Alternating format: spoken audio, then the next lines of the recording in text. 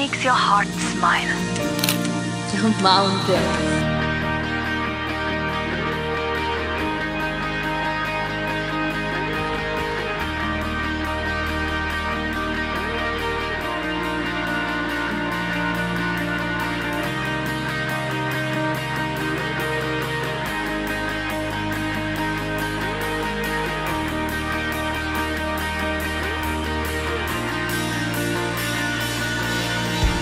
Napakahalaga itong mga activities na magtanim ng puno. Kasi palaging tinatanong, paano daw makatulong sa kalikasan? Simpleng sagot, magtanim ng puno.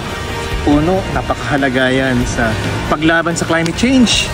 To save our biodiversity, magtanim rin ng kahoy.